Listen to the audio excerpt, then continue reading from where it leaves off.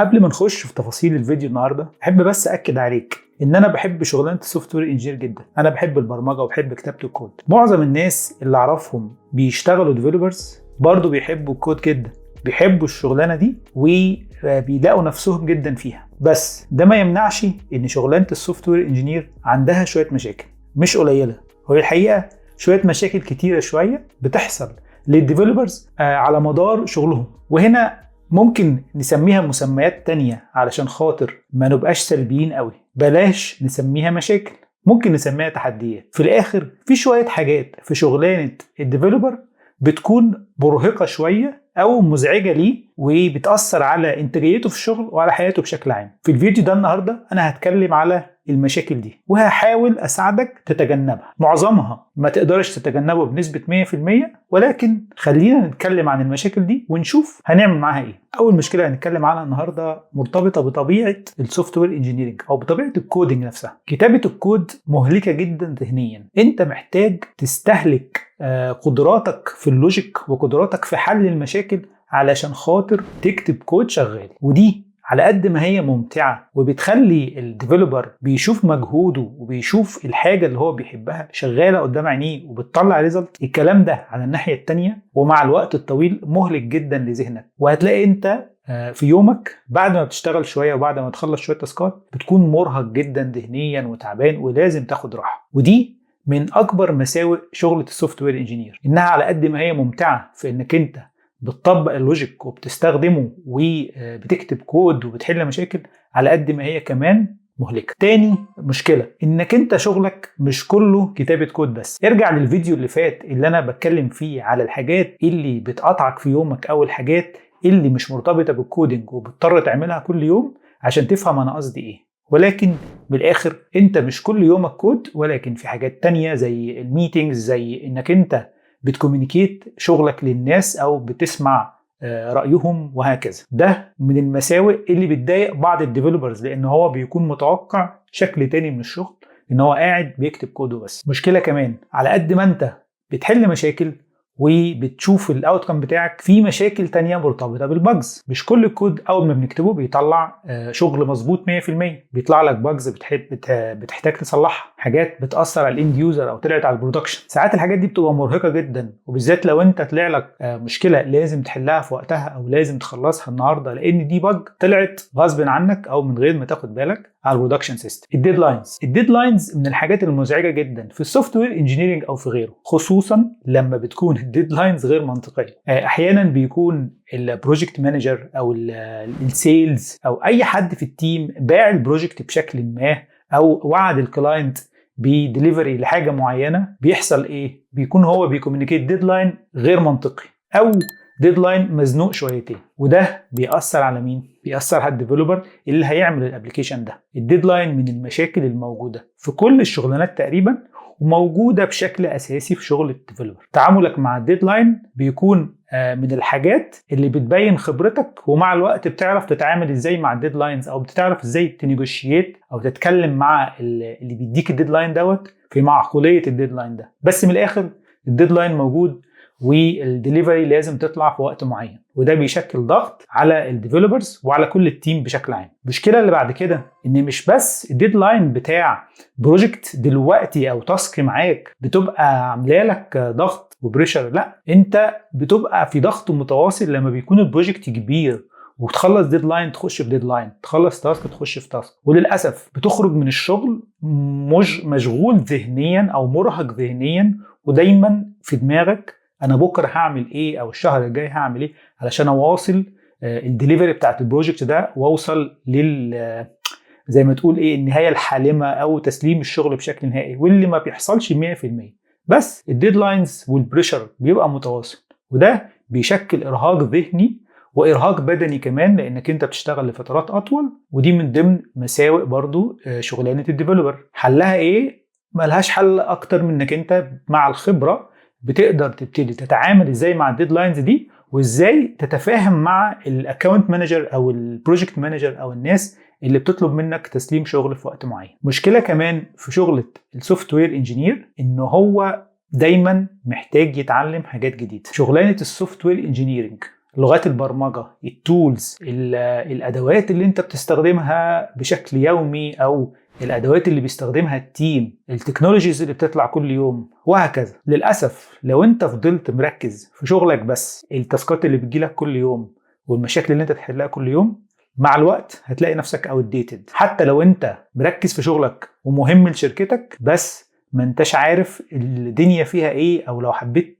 تسيب الشركة، ومش لازم لو حبيت تسيب الشركة، لو حبيت تعمل بروجكت تاني جوه الشركة، ايه الجديد وايه الادوات، الموضوع ده لازم يكون متهندل بشكل كويس، ولازم تكون اب تو ديت. دي حاجات بتبقى مرهقة لبعض الناس وممتعة لبعض الناس. في فيديو تاني في التشانل معمول علشان خاطر ازاي يحطك في حته الاب تو ديت دي بشكل بسيط وسلس. روح اتفرج عليه، وما تنساش تشترك في القناه علشان تشوف بقيه الفيديوهات وتشوف النوتيفيكيشنز بتاعت اي ابديت جديد هينزل على القناه. المهم انك انت تبقى اب تو ديت، واحده من التحديات اللي موجوده دايما في حياه الديفلوبرز. محتاج دايما تكون بتتعلم حاجه جديده او عارف الماركت شغال في ايه وهكذا. الكوكتيل بقى اللي احنا اتكلمنا عليه من ضغط الشغل والديدلاينز والمذاكره اللي وراك دايما والتسليمات والتعامل مع التيم، كل ده بيعمل لك حاجه اسمها بيرن اوت. كل ده بيدخل مع بعضه في كوكتيل كده، بيخليك انت مش قادر تتعامل مع الضغط الدائم من كل حته، وده بياخدك كمان بره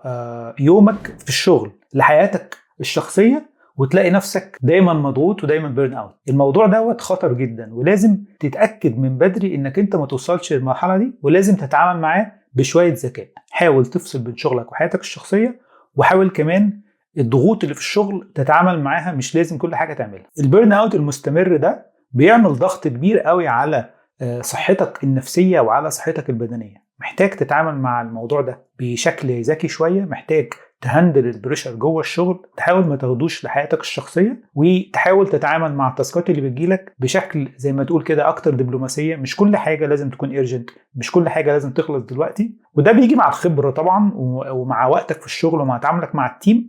بس لازم تفهم ان الناس لما بتطلب منك حاجه، سواء مديرك سواء حد تاني في التيم، بيبقى مديك سنس اوف ايرجنسي، او ان هو مستعجل عليها وان دي حاجه مستعجله. بس لازم تاخد بالك ان مش دايما دي بتكون الكيس. حاول ما تحرقش نفسك، وحاول تهندل حياتك الشخصيه بعيد عن الشغل، او ما تاخدش مشاكل الشغل لحياتك الشخصيه علشان خاطر ما يحصلكش بيرن اوت وتبقى مضغوط ومرهق طول الوقت، وده حتى يفقدك المتعه في شغلك اللي انت بتحبه. هتبتدي تكره الكودينج وتكره البرمجه لانها بتمثل لك ضغط دائم.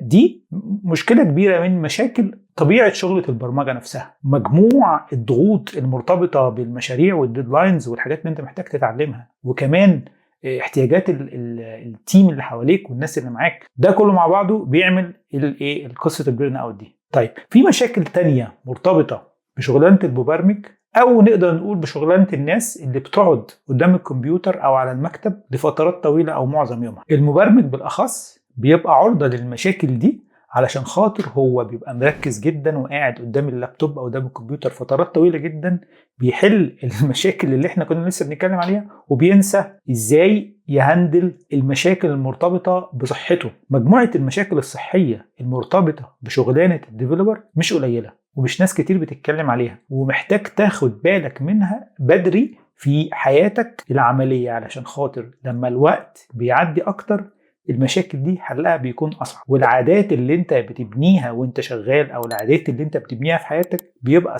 صعب تغيرها. طيب خلينا نتكلم عن المشاكل دي سريعا كده. أنا مش أخصائي في الموضوع ده، أو مش أخصائي صحي أقدر أديك نصايح كاملة، ولكن أخليك تاخد بالك من المشاكل دي اللي تعرضنا لها كلنا في بداية حياتنا، وحتى الآن في ناس كتير مش مركزة، وده بيأثر عليهم مع الوقت، حتى بيأثر على شغلهم، لأنه لما بيأثر على صحتك بتبتدي أنت ما تبقاش قادر تأدي كويس في شغلك. أول حاجة، القعاد الكتير بيؤدي إلى نشاط قليل، زيادة وزن، الضغط الذهني وشغلك الكتير بيعمل زي نهم كده، أو احتياجك الدائم لسناك أو حاجة تبقى جنبك تاكلها تقزقز فيها. الكلام ده بيزود وزنك جدا، وبيخليك على طول في احتياج لأكل ومستهلك جدا للسناكس. دي حاجة سيئة جدا جدا جدا، محتاج تاخد بالك منها، ومحتاج تاخد بالك انك محتاج تقوم تتحرك من على المكتب. مش لازم تفضل قاعد طول النهار قدام الشغل بتاعك وتنسى انك انت تتحرك عشان خاطر تخلي جسمك يحرق شوية.